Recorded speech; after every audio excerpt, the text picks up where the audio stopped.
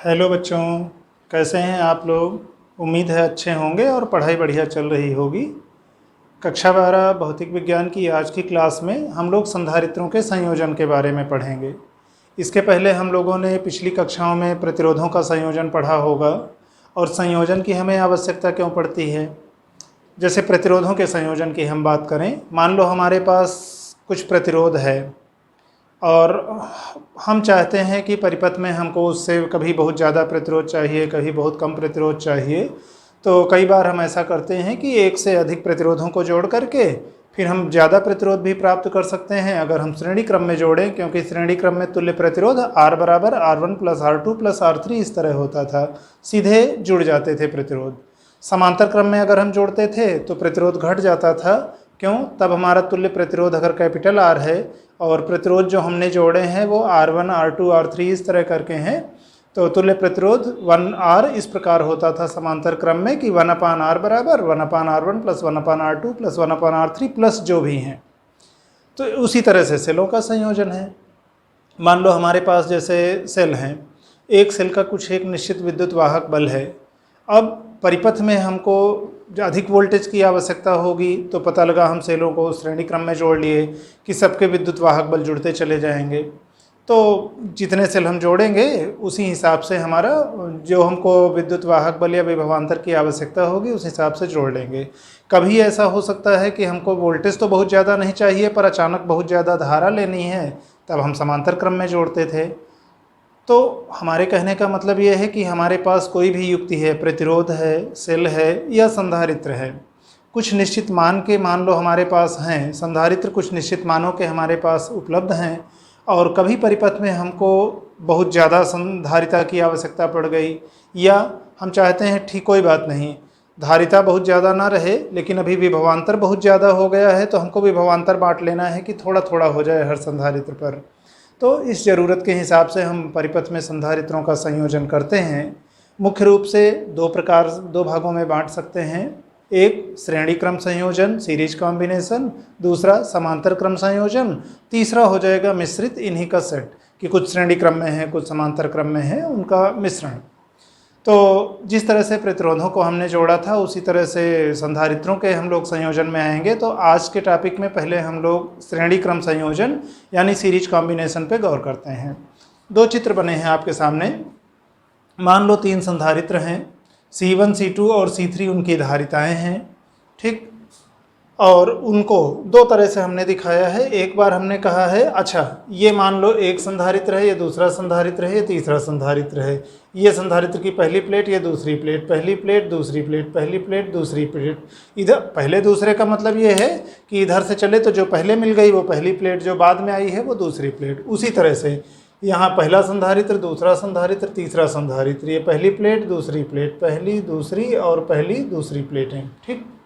अब दो प्रकार से दिखा सकते हैं। एक ये कि एक संधारित्र की एक प्लेट को हमने स्रोत से जोड़ा है, फिर पहले संधारित्र की दूसरी प्लेट को दूसरे संधारित्र की पहली प्लेट से जोड़ा, फिर दूसरे संधारित्र की दूसरी प्लेट को तीसरे संधारित्र की पहली प्लेट से जोड़ा। ये जुड़े हैं, देखो ना ध्यान से, ये संधारित्र है, इसकी दूसरी प्लेट इसकी पहले से जुड़ी, दूसरे की दूसरी प्लेट तीसरे के पहले से जुड़ी, ये और इसी तरह से तीसरे की जो दूसरी अंतिम संधारित्र की जो दूसरी प्लेट है उसको हम ग्राउंडेड कर दिए यानी भू संपर्कित कर दिए। तो एक हम इस तरह से दिखा सकते हैं और तब हम ये कहते हैं कि अगर इस स्रोत और ग्राउंडेड सतह, ये ग्राउंडेड है तो यहाँ का विभव 0 हो जाएगा, V बराबर 0। अब ये स्रोत अगर V वोल्टेज पर काम कर रहा है तो इस प्लेट और इस प्लेट के बीच में V विभवांतर लगेगा। फिर अभी आगे हम लोग देखते हैं कि विभवांतर बटेगा कैसे। अभी पहले देख लेते हैं कि इसी में एक दूसरी व्यवस्था हम लोग देखते हैं। ज़्यादातर हम लोग इस रूप का उपयोग करेंगे कि मान लो हमारे पास कोई एक स्रोत है, ये हमारे पास स्रोत है, ठीक, विद्युत स्रोत है, और इसका विभवांतर मान लो ये सेल है और जब हम इससे काम ले रहे थे तो इसका विभवांतर V है, या जब धारा ना ले रहे होते तो इसका विद्युत वाहक बल V है।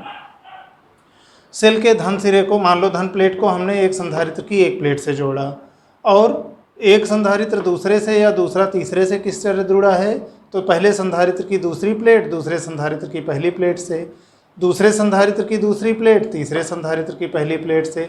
इस क्रम से अगर हम जोड़ते हैं कि एक संधारित्र की दूसरी प्लेट अगले वाले संधारित्र की पहली प्लेट से जुड़ी है, फिर अगले वाले की दूसरी उसके अगले वाले की पहले से जुड़ी है, और इस तरह जोड़ते जोड़ते जो अंतिम संधारित्र है उसकी दूसरी प्लेट को हम ला के बैटरी से जोड़ते हैं, तो ये हमारा श्रेणी क्रम संयोजन है।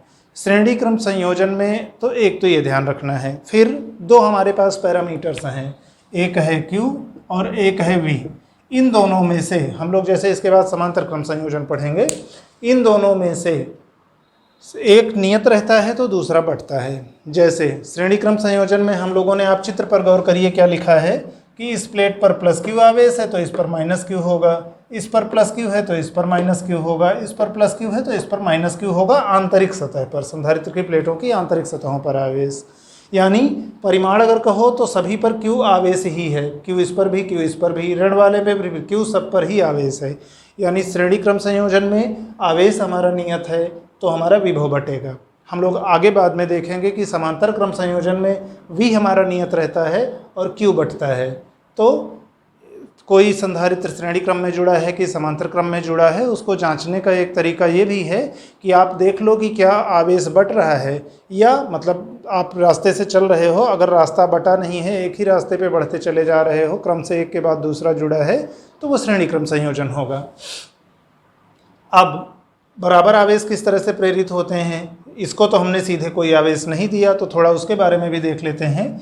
जैसे सेल के धन सिरे से हमने पहले संधारित्र की पहली प्लेट को जोड़ा, ठीक, मान लो पहले ये निरावेशित था संधारित्र, इसकी प्लेट पर कोई आवेश नहीं था। जब हमने बैटरी के धन सिरे से जोड़ा तो ये कुछ धन विभव पर आ गया, या आप कह लो कि इस पर कुछ धनावेश आ गया। मान लो बैटरी के धन सिरे से जोड़ने पर इस पर प्लस Q आवेश आ गया। अब प्रेरण के कारण, चूंकि चालक है प्लेटें, प्रेरण के कारण इस वाले प्लेट की, पहले संधारित्र की दूसरी प्लेट की आंतरिक सतह पर उतना ही आवेश प्रेरित हो जाएगा विपरीत प्रकार का, तो माइनस Q आवेश प्रेरित होगा। इस वाली प्लेट पर हमने कहीं से दिया तो है नहीं आवेश को। अब अगर यहाँ पर माइनस Q आवेश प्रेरित हुआ है तो इसका मतलब ये दूसरी वाली प्लेट इस पहली वाली प्लेट से जुड़ी थी, इसका मतलब यहाँ से लेके यहाँ तक में इलेक्ट्रॉन भाग के इधर से इधर को आए हैं।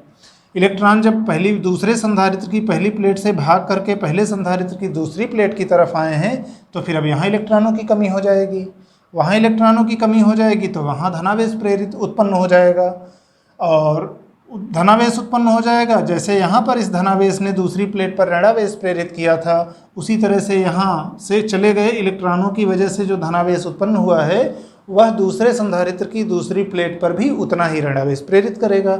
यही घटना आगे क्रमशः चलती रहेगी।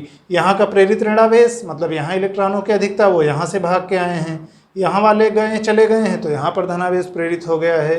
तो इस प्रकार से श्रेणी क्रम संयोजन में सभी संधारित्रों पर आवेश की समान मात्रा रहती है और वोल्टेज बढ़ता है। जो भी स्रोत है उसके द्वारा दिया गया कुल विभव जरूरी नहीं है कि बराबर बराबर बटेगा।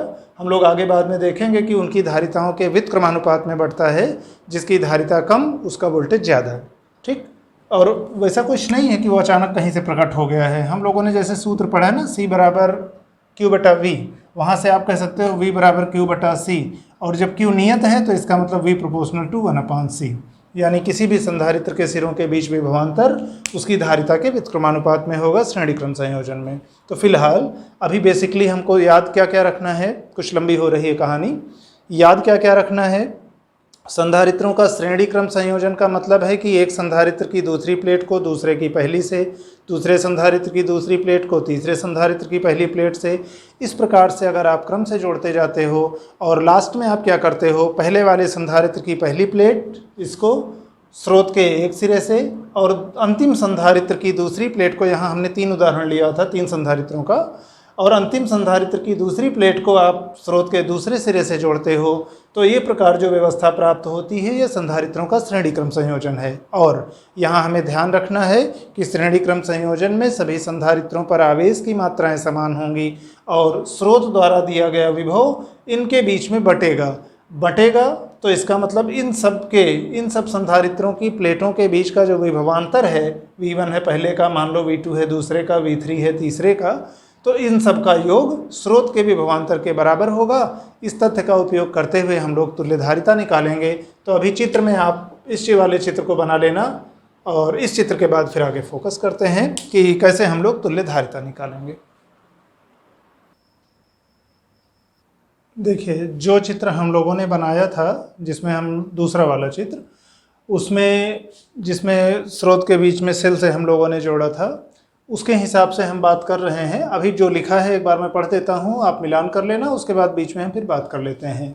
तो संधारित्रों के श्रेणी क्रम संयोजन में एक संधारित्र की दूसरी प्लेट को दूसरे संधारित्र की पहली प्लेट से, दूसरे संधारित्र की दूसरी प्लेट को तीसरे संधारित्र की पहली प्लेट से, इसी प्रकार से जोड़ते चले जाते हैं। मान लो अगर n संधारित्र हैं तो n-1 में, मतलब अंतिम के एक पहले वाला जो संधारित्र है, n-1 में संधारित्र की दूसरी प्लेट को n में यानी अंतिम संधारित्र की पहली प्लेट से जोड़ते हैं। हम लोगों ने चित्र जो बनाया था उसमें 3 लिए थे, तो और फिर क्या करते हैं, पहले संधारित्र की पहली प्लेट और अंतिम, मान लो n संधारित्र हैं तो n वें संधारित्र की दूसरी प्लेट को वैद्युत स्रोत, सेल या बैटरी जो भी कुछ है, के सिरों के मध्य जोड़ते हैं। मान लो पहले वाले संधारित्र की पहली प्लेट को हमने चित्र में बैटरी के धन सिरे से जोड़ा था।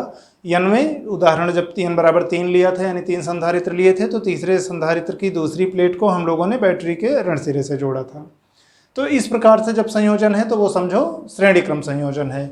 और इस संयोजन में स्रोत द्वारा दिया गया कुल आवेश, मान लो बैटरी या सेल Q आवेश देता है, तो सभी संधारित्रों पर की प्लेटों पर आवेश के मान +Q या -Q, चाहे आप जो कहें, मान तो Q ही है, के समान होता है, तथा स्रोत द्वारा लगाया गया विभवांतर V सभी संधारित्रों के मध्य उनकी धारिताओं के व्युत्क्रमानुपात में बढ़ता है। यानी आईवे संधारित्र की अगर धारिता CI है तो उसके सिरों के बीच का जो विभवांतर, प्लेटों के बीच का विभवांतर VI होगा, वो इस प्रकार होगा कि VI = 1/CI। कहाँ से आया था? V = Q/C से। जब Q नियत है तो V = 1/C श्रेणी क्रम संयोजन के लिए। अब हम लोग एक बार 3 का उदाहरण लेते हैं कि मान लो हमारे पास 3 संधारित्र हैं, C1, C2, C3 उनकी धारिताएं हैं, श्रेणी क्रम में जोड़े गए हैं, V विभवांतर का स्रोत है और उनके सिरों के बीच में विभवांतर V1, V2 और V3 हैं, जैसा हम लोगों ने चित्र में देखा था। तब फिर हम लोग कैसे तुल्य धारिता निकालेंगे वो देखते हैं। अब हम लोग एक स्थिति देखते हैं कि मान लो हमारे पास C1, C2 और C3 धारिताओं के 3 संधारित्र हैं और वो V विभवांतर वाले स्रोत के सिरों के मध्य श्रेणी क्रम में जुड़े हों, तथा इन संधारित्रों की प्लेटों के मध्य विभवांतर क्रमशः V1, V2 व V3 हों। यानी जो पहला वाला संधारित्र C1 धारिता का है उसकी प्लेटों के बीच विभवांतर V1 है, जो C2 धारिता वाला दूसरा संधारित्र है उसकी प्लेटों के बीच विभवांतर V2 है, और इसी प्रकार C3 धारिता वाले तीसरे संधारित्र की प्लेटों के मध्य विभवांतर V3 है, और स्रोत का विभवांतर V है, और संधारित्र श्रेणी क्रम में जुड़े हैं। तो विभव का मान क्या होगा? जो स्रोत द्वारा दिया गया विभव होगा V, वह उन सभी संधारित्रों के विभवों के योग के बराबर होगा। तो एक समीकरण हमारा ये हुआ, V = V1 + V2 + V3। फिर अगर हम मान लेते हैं कि जो ये श्रेणी क्रम में जुड़े 3 संधारित्र हैं, C1, C2 और C3 धारिता के, अगर इनकी तुल्य धारिता C होती, यानी एक हम अन्य संधारित्र, चौथा संधारित्र लाते, C धारिता का परिपथ में लगाते, तो वही असर होता, वही आवेश होते, वही विभव होता जो अभी इन तीनों के होने पर है, यानी उसका असर इन तीनों के सम्मिलित योग के बराबर होता श्रेणी क्रम में। तो C अगर उस संयोजन की तुल्य धारिता है और स्रोत द्वारा मान लो कुल Q आवेश दिया गया है, तो ध्यान रखना, स्रोत जो आवेश देता है श्रेणी क्रम में सभी संधारित्रों की प्लेटों पर उतना ही आवेश होता है। एक पर +Q होगा, दूसरे पर -Q होगा, पर आवेश का परिमाण समान होगा। तो स्रोत द्वारा दिया गया आवेश अगर Q है, ध्यान रखना कि यही आवेश सभी संधारित्रों C1, C2 व C3 पर होगा, यानी उनकी प्लेटों पर होगा। तब अब आप धारिता की परिभाषा से C = Q/V है, वहाँ से आप V = Q/C कह सकते हो। अभी ये क्या है, पूरे अगर संयोजन का देखो तो संयोजन की तुल्य धारिता C, कुल दिया गया आवेश स्रोत द्वारा Q, स्रोत का कुल विभवांतर V, तो V = Q/C लिख सकते हो। पहले संधारित्र के लिए कहो तो V1 = Q/C1, क्यों? V2 = Q/C2, Q वही रहेगा, सभी संधारित्रों पर Q समान है, तो V2 = Q/C2 और V3 = Q/C3। बीच में ध्यान देना, हमने एक जगह लिखा था कि वोल्टेज धारिताओं के व्युत्क्रमानुपात में होता है, यहाँ आप देख सकते हो Q का मान सभी में नियत है, इसका मतलब V1 1/C1 के अनुक्रमानुपाती, V2 1/C2, V3 proportional to 1/C3, यानी धारिताओं के व्युत्क्रमानुपात में बटेगा, यानी जिसकी कम धारिता उसके सिरे पर ज़्यादा विभवांतर। ठीक, फिलहाल तो अभी जो हमारे V1, V2, V3 के मान मिले हैं इनको हम समीकरण 1 में रखेंगे तो ठीक है, Q/C बराबर ये मिला। यहाँ से हम Q कॉमन ले सकते हैं, तो ये 1/C1, 1/C2, 1/C3, ये Q कॉमन है। Q से हम भाग दें तो दोनों तरफ तो Q और Q समझो कट गए, बचा 1/C बराबर 1/C1 plus 1/C2 plus 1/C3। मान लो और संधारित्र जुड़े होते, n संधारित्र होते, तो इसी में प्लस 1/C4 प्लस ... 1/CN तक कर लेते। ठीक, अब नोट में हम लोग कुछ विशेष बातें लिख लेते हैं कि श्रेणी क्रम संयोजन में, उसके बाद फिर कुछ प्रश्न हल करने की कोशिश करते हैं। कुछ विशेष बातें हम लोग देखते हैं। देखिए, मान लो हमारे पास C1 और C2 धारिता के दो संधारित्र हैं। ठीक, उनको हमने श्रेणी क्रम में जोड़ा है और तुल्य धारिता हमारी है कैपिटल C। तो 1/C बराबर 1/C1 प्लस 1/C2 लिख सकते हैं। यहाँ से C1 C2 आप लोग उत्तम ले लीजिए, तो ये हो जाएगा यहाँ C2 और यहाँ हो जाएगा C1। तो C2 प्लस C1 बटे C1 C2 ये बराबर है 1/C के, यानी C बराबर इसका उल्टा कर दो तो C1 C2 बटे C1 प्लस C2, चाहे C2 प्लस C1 कहो चाहे C1 प्लस C2 याद रखने के लिए। यानी शॉर्टकट में हम 1/, वाला झंझट अगर ना रखना चाहें, C1 C2 धारिता के दो संधारित्र श्रेणी क्रम में जुड़े हैं, परिपथ में हमें कहीं हल करना है तो ऊपर दोनों का गुणा और बटा में नीचे में दोनों का जोड़, C1 C2 बटे C1 प्लस C2 निकला, यहीं से है, कहीं अलग से नहीं प्रकट हुआ है। उसी प्रकार मान लो अगर समान धारिता के n संधारित्र हैं, श्रेणी क्रम में जुड़े हैं, सबकी धारिताएं कैपिटल C हैं, तो कैपिटल C धारिता के मान लो n संधारित्र श्रेणी क्रम में जुड़े हों और उनकी तुल्य धारिता मान लो C डैश है। यहाँ तो C कह रहे थे, यहाँ C कहेंगे तो कन्फ्यूजन होगा। तो तुल्य धारिता C डैश है तो 1/C डैश बराबर 1/C प्लस 1/C प्लस इस तरह से n बार होगा, मतलब C1 भी यही, C2 भी यही, Cn भी यही, और सब में C लघुत्तम C कॉमन है हर में, अंश सीधे जोड़ 1 प्लस 1 प्लस 1 n बार, और एक को आप n बार जोड़ते हो यानी n आएगा ना। जैसे एक को 2 बार जोड़े 2 आया, 5 बार जोड़े 5 आया, n बार जोड़े n आया एक को, तो यानी 1/C डैश बराबर n/C, या उल्टा कर दो C डैश बराबर C बटे n। ठीक, एक इसका हम ध्यान रख सकते हैं। इसका कहीं हम कहाँ उपयोग करेंगे, जैसे मान लो कहीं परिपथ में है, आपको आया कि 4 माइक्रोफैरड के 4 संधारित्र हैं, श्रेणी क्रम में जुड़े हैं। ठीक, तो आप सीधे समान धारिता हैं, सीधे 4/4, ठीक है, 1 हो जाएगी।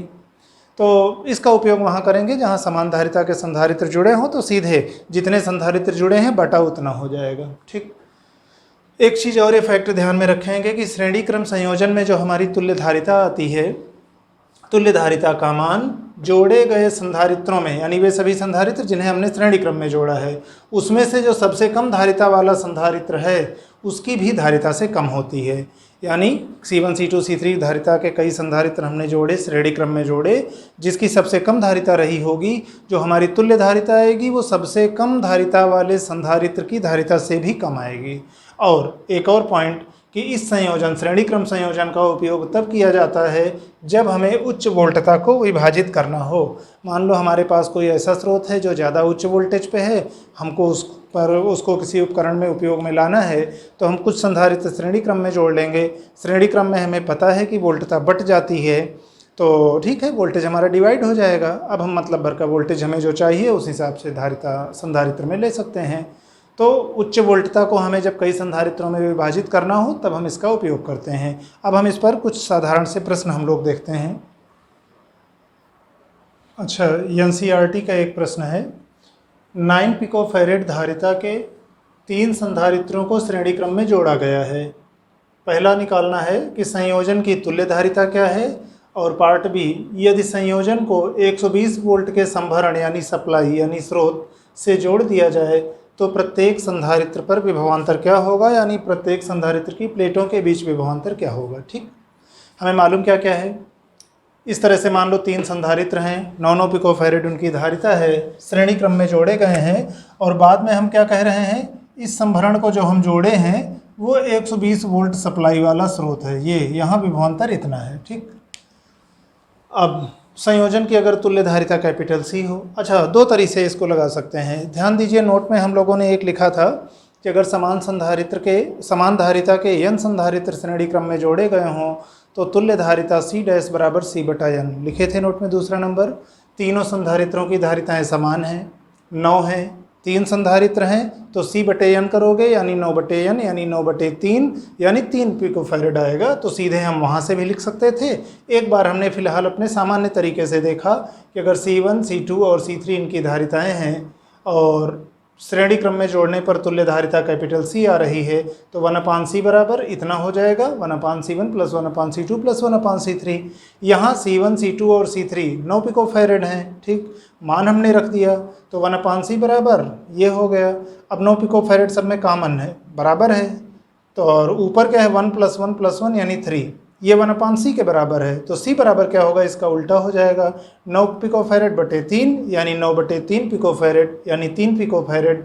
बाकी हम लोग डायरेक्ट में देखते तो कर सकते थे कि समान धारिता के n संधारित्र जोड़े हैं तो C बटा n तुल्य धारिता, तो यानी 9 बटे 3 पिकोफैरेड तो भी आती। हाँ, ये साई मात्रकों में बदलना है तो पिको हटा के आप 10⁻12 लिख सकते हो। एक बार फिर से ध्यान दिला दें, पूर्व लग्नों को याद रखना सवाल के लिए आवश्यक है। अभी जैसे आपको अगर ये ना पता होता कि 1 पिकोफैरेड में 10⁻12 फैरेड होते हैं तो इस प्रश्न को हल करना कठिन होता। ज़्यादा जो उपयोग में आने वाले पूर्व लग्न हैं मिली 10⁻3 स्मॉल m से प्रदर्शित करते हैं, माइक्रो म्यू की तरह बनता है ना ऐसे 10⁻6, नैनो स्मॉल n से प्रदर्शित करेंगे यानी जैसे नैनो फैरेड कहते हो तो small n capital F, nano small n प्रतीक 10⁻9, पिको स्मॉल p 10⁻12। ये 3-4 हो गए माइनस वाले, घटाते हैं जो मात्रक के मान को, और बढ़ाने वाले कौन कौन से हैं, जैसे किलो +3 प्रतीक स्मॉल के, जैसे मिली में -3 था किलो में +3 है, ठीक। फिर जैसे माइक्रो में -6 है तो मेगा या मिलियन कैपिटल M से प्रदर्शित करते हैं +6। जैसे नैनो में -9 था वैसे गीगा या जीगा कैपिटल G से प्रदर्शित करते हैं +9। मुख्य रूप से यही 3 उपयोग में आते हैं, ठीक। वहाँ पर आमतौर पे हमें बल्कि 3 और 6 की ही ज़्यादा ज़रूरत पड़ती है, कम वाले में खास तौर पे -3, -6, -9 और -12, ठीक, खास तौर पे संधारित्र के लिए। तो ठीक है, यहाँ से हमको तुल्य धारिता मिल गई। फिर हमको क्या है कि अगर इस संयोजन को 120 वोल्ट के संभरण से जोड़ दिया जाए, ठीक है, इस पूरे संयोजन को हमने 120 वोल्ट की सप्लाई से जोड़ दिया है, तब क्या होगा, हमको ये निकालना है कि प्रत्येक संधारित्र पर विभवांतर क्या होगा। एक तरीका तो जैसे हमने लगाया है वैसे है, दूसरा एक आप वैसे भी सामान्य समझ के आधार पर कह सकते हो। हम लोगों ने क्या कहा था कि श्रेणी क्रम में वोल्टेज बटेगा, कैसे बटेगा, धारिताओं के व्युत्क्रमानुपात में बटेगा, कम धारिता वाले को ज़्यादा मिलेगा वोल्टेज उसके सिरों के बीच में। यहाँ क्या है, तीनों की धारिताएं बराबर हैं यानी तीनों पर बराबर विभव होगा, विभवांतर होगा उनकी प्लेटों के बीच में। और जब 120 वोल्ट है, 3 बराबर भागों में बंटना है तो जाहिर सी बात है 120/3 यानी 40 वोल्ट होगा। तो कभी बहुविकल्पी में अगर आए तो शॉर्टकट में हम लोग इस तरह से कर लेंगे। देखिए ध्यान रखिएगा, 12वें के बाद अभी हम लोगों को इसके बाद जो भी प्रतियोगी परीक्षाएं देनी है, जेई है, नीट है, या आगे कहीं बीएससी में एडमिशन लेना है, तो जो भी कुछ करना है ज़्यादातर जगह प्रतियोगी परीक्षा होती है, बहुविकल्पी प्रश्न आते हैं और समय भी मायने रखता है। Speed and accuracy both matters, speed भी मायने रखती है, शुद्धता भी मायने रखती है। आपको भले प्रश्न आता रहे लेकिन अगर आप निर्धारित समय सीमा में नहीं कर पाते हो तो फिर सफलता मुश्किल हो जाती है। तो खाली ये कहने से कि ये बहाना बनाने से काम नहीं चलता है कि अरे क्या बताएं, हमको तो प्रश्न आता था, समय मिला होता थोड़ा और तो कर लेते। वही समय सबके लिए है, वही परिस्थिति सबके लिए है। आपको अपनी काबिलियत दिखानी है कि मैं इतने ही निर्धारित समय में अच्छा कर सकता हूँ। तो कई बार हम लोगों के मन में इस तरह की शॉर्ट ट्रिक्स भी होनी चाहिए, लेकिन शॉर्ट ट्रिक्स के पहले तो बेसिक्स होना ज़रूरी है, फंडामेंटल्स क्लियर रहें। तो थ्योरी और नियम, सूत्र और फंडामेंटल्स क्लियर रहें, फिर सिंपल सवाल, तब हम लोग आएँ इस पर लॉजिक मतलब शॉर्टकट्स पे। तो वो तो शॉर्टकट था कि तीनों पे बराबर बराबर बटेगा, 120 है, 3 पे बटना है तो 40-40 आएगा। पर लगा के अगर देखना हो तो एक बार जैसे हम देख लेते हैं कि स्रोत ने कुल कितना आवेश दिया होगा, हमें विभवांतर धारिता पता है, वोल्टेज निकालना है, क्यू भी अगर मिल जाए तो क्यू सी और वी के बीच में संबंध होता है। हम देख लेते हैं कि स्रोत ने कुल कितना आवेश दिया होगा, तो स्रोत की कुल कितनी धारिता थी, तुल्य धारिता हम निकाल चुके हैं। स्रोत का कुल विभवांतर कितना है मालूम है प्रश्न में, तो स्रोत द्वारा दिया गया कुल आवेश क्यू हम निकाल सकते हैं। यहाँ पर सी का मान ठीक है 3 पिकोफैरेड यानी 3 × 10⁻12 फैरेड आया है। V यानी वोल्टेज संभरण सप्लाई जो हमने स्रोत के सिरों के स्रोत की है वो 120 वोल्ट की है। तो अतः स्रोत द्वारा कुल दिया गया आवेश सीधे इन दोनों का गुणा यानी 3 × 10⁻12 × 120, और ये SI मात्रक में ये भी SI मात्रक में, तो जो परिणाम Q का आएगा वो SI मात्रक कूलाम में आएगा, यानी 12×36 360 × 10⁻12 कूलाम ये स्रोत द्वारा दिया गया कुल आवेश होगा। और श्रेणी क्रम में जितना स्रोत आवेश देगा वही आवेश की मात्रा है जो सभी संधारित्र की प्लेटों पर होती है, यानी सभी संधारित्र की प्लेटों पर यही इतना आवेश होगा 360 × 10⁻12 कूलाम। जानबूझ के इसको हमने दशमलव को 2 अंक पीछे खिसका के इसको 3.6 × 10⁻10 इसलिए नहीं लिखा है कि भी गुणा भाग में आसानी रहेगी, आगे काटना है इसको। तो यही आवेश प्रत्येक संधारित्र की प्लेट पर होगा जो स्रोत ने दिया है। अब किसी भी संधारित्र की प्लेट, चूंकि तीनों की धारिता समान है, तो किसी भी संधारित्र की प्लेट के मध्य विभवांतर मान लो VI कह रहे हैं, I का मान 1 भी हो सकता है, 2 भी हो सकता है, 3 भी हो सकता है। तो VI बराबर Q/CI, Q उस वाले संधारित्र की प्लेटों के आवेश और CI उसका विभवांतर, जो भी है Q सबका वही होगा, C भी सबका वही है। मान रखे 10⁻12 कट गए, हाँ यहाँ भी ये कूलाम में है, ये फैरेड में है, दोनों SI मात्रक में है जो मान हमने लिखे हैं। तो अंतिम उत्तर जो आएगा V का वो वोल्ट में आएगा। -12 10⁻12 10⁻12 कट गए, 360/9 यानी 9 × 36 40 वोल्ट आया। और VI मतलब किसी भी संधारित्र की प्लेटों के बीच विभवांतर जो कि V1 या V2 या V3 के बराबर होगा, यानी पहले दूसरे या तीसरे संधारित्र की प्लेटों के बीच विभवांतर, और वो हमारा 40 वोल्ट होगा। और देखते हैं एक प्रश्न और देखते हैं। यूपी बोर्ड परीक्षा में 2017 में आया था। 4 माइक्रोफैरेड और 6 माइक्रोफैरेड के दो संधारित्र 20 वोल्ट की बैटरी के साथ श्रेणी क्रम में संयोजित हैं। 4 माइक्रोफैरेड धारिता के संधारित्र में संग्रहित ऊर्जा तथा बैटरी द्वारा दी गई ऊर्जा का मान ज्ञात कीजिए। प्रश्न में क्या क्या दिया है? एक संधारित्र की धारिता 4 माइक्रोफैरेड है, माइक्रो हटाएं तो 10⁻6 फैरेड। दूसरे की धारिता C2 6 माइक्रोफैरेड है, यानी 6 × 10⁻6 फैरेड। जो स्रोत लगा है बैटरी का उसका वोल्टेज V बराबर 20 वोल्ट है। हमें क्या निकालना है? मान लो पहले वाले को जो हमने 4 माइक्रोफैरेड धारिता कही है, एक तो ये निकालना है कि उस 4 माइक्रोफैरेड धारिता वाले संधारित्र में कितनी ऊर्जा इकट्ठा होगी, यानी U1 का मान लो पहले में U1 इकट्ठा है, दूसरे में U2 इकट्ठा है, तो एक तो U1 निकालना है। दूसरा बैटरी द्वारा दी गई कुल ऊर्जा का मान ज्ञात करना है, कैपिटल U बराबर ये क्वेश्चन मार्क है। देखिए कर क्या सकते हैं, पहले तो हम लोग एक बार श्रेणी क्रम संयोजन में तुल्य धारिता निकाल लेते हैं। तो C1 C2 धारिता के दो संधारित्र अगर श्रेणी क्रम में जुड़े हों तो तुल्य धारिता का एक सूत्र ये था, सीधे इसमें रखते हैं। वैसे 1/C बराबर 1/C1 + 1/C2 से ही ये प्राप्त हुआ था। शॉर्टकट के लिए हमने कहा था, नोट में लिखा था कि प्रश्नों में आवश्यकता पड़ेगी।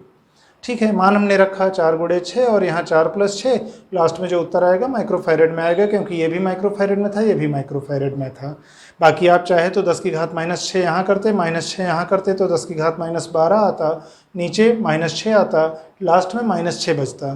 तो फिलहाल 4 × 24 बटे 4 × 6 10, यानी 24/10 यानी 2.4 माइक्रोफैरेड, या C बराबर 2.4 × 10⁻6 फैरेड। ये हमारी तुल्य धारिता हुई।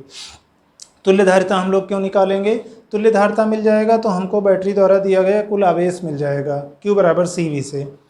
अब स्रोत या बैटरी द्वारा दिया गया कुल आवेश Q बराबर CV। C यानी तुल्य धारिता मालूम है, V यानी 20 वोल्ट जो बैटरी का विभवांतर था मालूम है। यहाँ से Q बराबर C और V में गुणा किए SI मात्रकों में, इसको भी रखे तो उत्तर कूलाम में आएगा।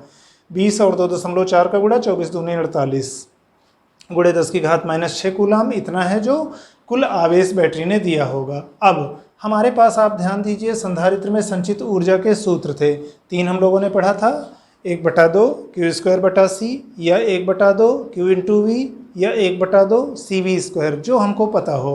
अभी प्रश्न में हमको डायरेक्ट Q पता है, कुल आवेश कितना दिए हैं, और C1 C2 पता है। तो एक संधारित्र की जब ऊर्जा निकालनी है तो हम Q² भी लगा सकते हैं, यानी U1 बराबर अच्छा यही आवेश जो स्रोत ने दिया है, चूंकि श्रेणी क्रम में जुड़े हैं तो सभी संधारित्रों की प्लेटों पर यही आवेश होगा। तो इसका मतलब 4 वाले पर भी इतना आवेश होगा और 6 वाले माइक्रोफैरड वाले पर भी इतना ही आवेश होगा, तो यही आवेश प्रत्येक संधारित्र पर होगा। अतः 4 माइक्रोफैरड वाले संधारित्र में संग्रहित ऊर्जा, जिसे मान लो आप U1 कहे थे, वो 1/2 Q1²/C1। Q1 का मतलब यही Q जो स्रोत द्वारा दिया गया आवेश था, तो Q²/C1 1/2 Q का मान 48 × 10⁻⁶ का वर्ग, C1 धारिता पहले वाले की 4 × 10⁻⁶। सरल कर लिए, ये 48 × 48 और 4 और ऊपर 10⁻⁶ का वर्ग -12 और नीचे -6 बचा है। जे का मतलब जूल है। सब कुछ एसआई मात्रक में है तो ऊर्जा हमारी जूल में आएगी। सरल कर लिए, 4 दूनी 8, 8 से भाग दिया, 8 छंग 48 बटा 6 × 48 यानी 288।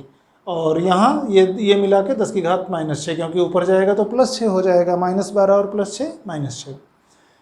या यहाँ पर 2 अंक अगर हम दशमलव को पीछे लाएं तो ये हो जाएगा 2.88 × 10⁻+2 × 10⁻⁻6, तो +2 और -6 यानी -4, तो लास्ट में 2.88 × 10⁻⁴ जूल ये ऊर्जा आएगी पहली वाली, यानी इस 4 माइक्रोफैरड वाले संधारित्र में संग्रहित ऊर्जा। फिर बैटरी ने कुल कितनी ऊर्जा दी थी। अब जानबूझ के यहाँ हमने तीनों तरीके से लगा लिया है। यहाँ भी आप और भी दूसरे तरीक़ों से लगा सकते थे, पहले चूंकि पर हमें वोल्टेज निकालना पड़ता, अभी हमें इसके सिरों पर वोल्टेज पता नहीं था, अदरवाइज हम वोल्टेज निकालते तो बाकी सूत्र लगा सकते थे। अब हमें अंतिम रूप से क्या पता है, अब हमें फिलहाल कुल कितना स्रोत ने आवेश दिया है Q पता है, संयोजन की तुल्य धारिता कितनी है C पता है, और पूरे संयोजन का तुल्य विभव या विभवांतर कितना है V 20 वोल्ट वो पता है। तो हमें Q भी पता है, हमें C भी पता है, V भी पता है, तो हम तीनों में से कोई भी सूत्र लगा सकते हैं। हमने तीनों तरीके से देख लिया था, करना केवल एक है आपको। तो बैटरी द्वारा दी गई ऊर्जा U, मान लो अगर हाफ CV² से आप लगाते हो तो हाफ C यानी संयोजन की तुल्य धारिता, ये 2.4 × 10⁻⁶, V वोल्टेज का वर्ग, इसको भाग दोगे तो अच्छा ये भाग दिए तो 1.2 आ गया × 10⁻⁶, और 20 का वर्ग 400, 12 48 480, या 400 को 4 × 10⁻2 लिख लिए तो 2 और -6 मिलकर 10⁻⁴, और यहाँ 4 × 1.2 यानी 12 48 4.8 जूल। ये एक तरीका हुआ। अब इस लाइन के नीचे जो लिखा है, मान लो हम हाफ Q²/C से लगाते, Q का मान आवेश ये दिया हुआ है, इसका मान रखे, C का मतलब है तुल्य धारिता, ध्यान रखना। तो यहाँ से रख के हम इसको सरल किए तो भी यही आया जो यहाँ आया था, या उसी तरह से हाफ Q × V से लगाए, Q आवेश, V वोल्टेज, यहाँ से भी हमने सरल किया तो वही मान आया। तो हम चाहे तो इस तरीके से लगाते, चाहे हम इस तरीके से लगाते, या हम इस तरीके से लगाते इस दूसरे वाले भाग को। ठीक, उसी तरह पहले में भी कर सकते थे, लेकिन पहले में हमें वोल्टेज निकालना पड़ता पहले संधारित्र में, कि वो और C पता था। तो ठीक है, ऐसा कुछ नहीं है कि हमने एक तरीके से जैसे सवाल लगाया आप वैसे ही लगाओ, कई तरीक़ों से हम लोग लगा सकते हैं। तो आज के लिए अभी इतना ही, बाकी आप लोग पढ़ाई लिखाई करते रहिए। धन्यवाद।